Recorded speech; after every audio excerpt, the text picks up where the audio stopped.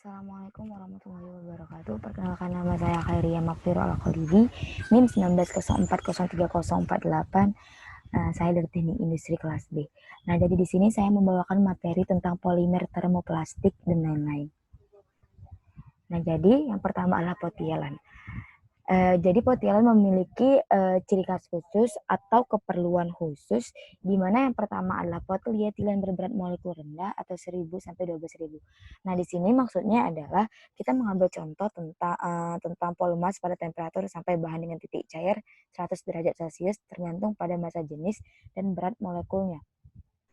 Nah, di sini si polietilen berberat molekul rendah biasanya dipergunakan untuk memperbaiki, mampu cetak dengan mencampur atau dipakai untuk membuat kertas tahan air atau kain tanpa tenunan, pelapis, dan seterusnya dengan jalan pelapisan.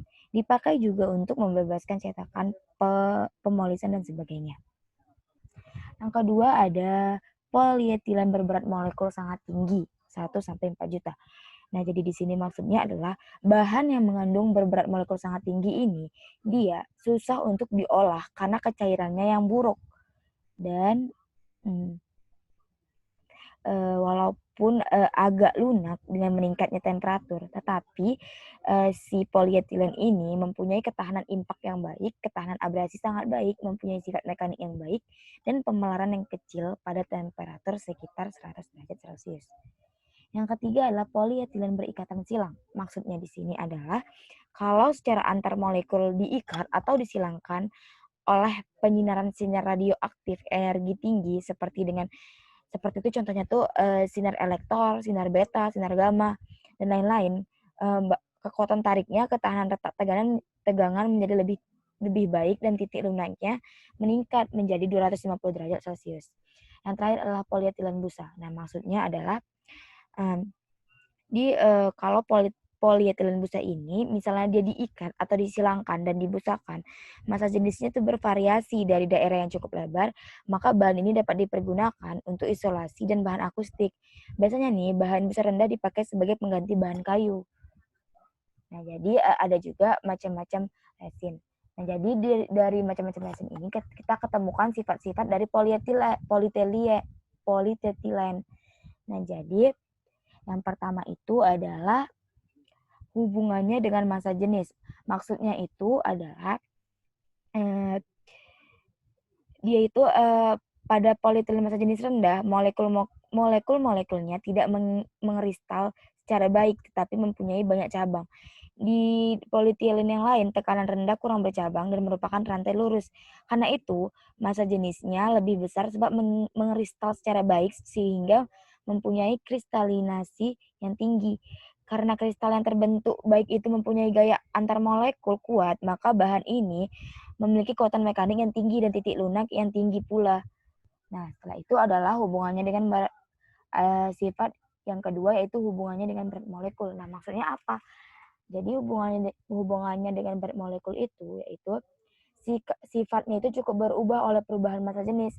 Kalau massa jenis atau kristalinitas sama, sifat-sifat mekanik dan mampu olahnya berbeda menurut ukuran molekul. Karena berat molekul kecil, kecairannya pada waktu cair lebih baik. Sedangkan ketahanan akan zat pelarut dan kekuatannya menurun. Umumnya, indeks cair atau MI dipergunakan untuk menyatakan berat molekul. Polietilen pada temperatur tetap 190 derajat Celcius diekstrusi melalui lubang dengan diameter 2,1 mm dan panjang 8 mm, memberikan 2161 gram selama 10 menit. Nah, yang ketiga adalah sifat-sifat listrik. Maksud dari sifat listrik itu, polietilen merupakan polimer nonpolar yang khas yang memiliki sifat-sifat listrik yang baik. Nah, terutama sangat baik dalam sifat khas frekuensi tinggi. Biasanya banyak dipakai sebagai bahan isolasi untuk radar, TV, dan berbagai alat komunikasi. Nah, dia mempunyai sifat lebih baik lagi kalau massa jenisnya lebih tinggi. Nah, setelah itu adalah yang terakhir, sifat-sifat kimia. Nah, di sifat-sifat kimia ini maksudnya adalah polietilen memiliki bahan polimer yang sifat-sifat kimia cukup stabil, tahan berbagai bahan kimia kecuali kali dan oksida kuat. Nah, si polietilen ini akan larut dalam hidrokarbon aromatik dan larutan hidrokarbon yang terklorinasi di atas temperatur 70 derajat Celcius. Tetapi tidak ada pelarut yang dapat melarutkan polietilen secara sempurna pada temperatur biasa. Karena bersifat nonpolar, polietilen tidak mudah diolah dengan merekat dan mencap.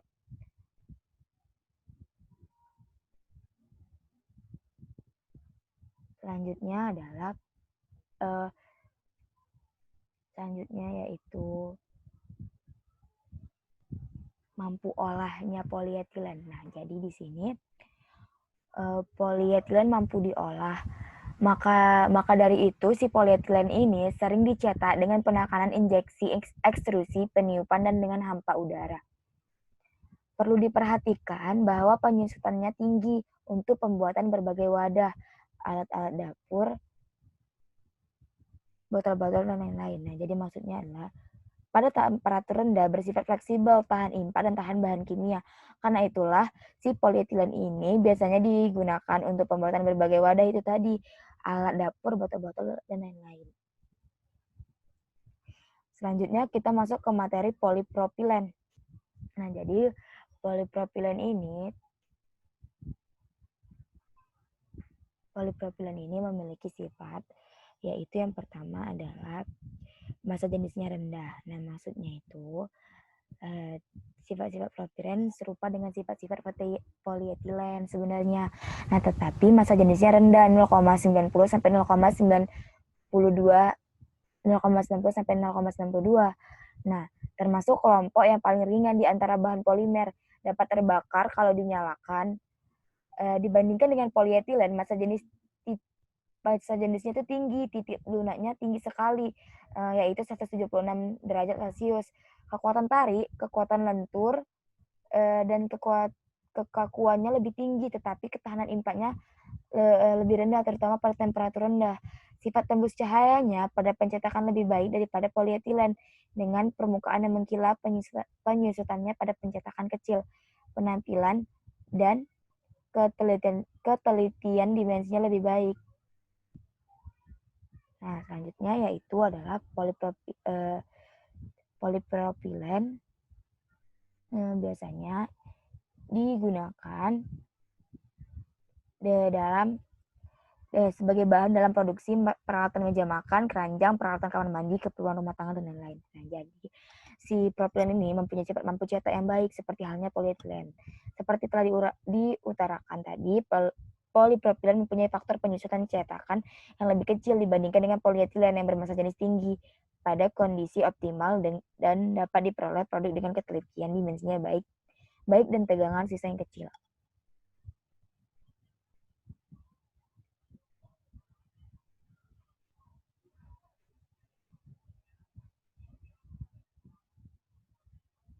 Nah, jadi di sini polistiren tidak berwarna,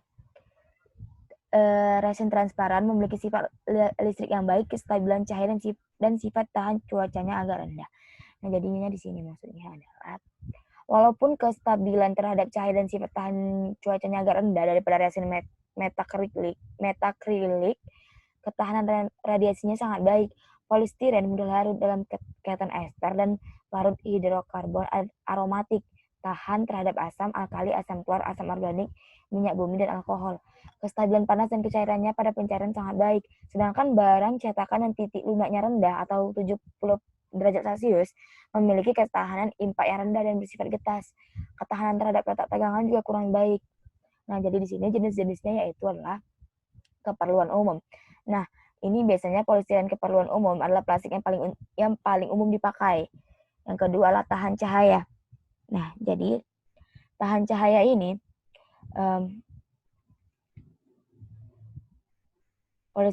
polistiren mempunyai ketahanan cahaya yang buruk. Jadi karena cahaya fluoresen dan cahaya matahari langsung menjadi pudar warnanya dengan terdegradasi, polistiren keperluan umum tidak cocok untuk peralatan kena sinar atau penggunaan luar rumah.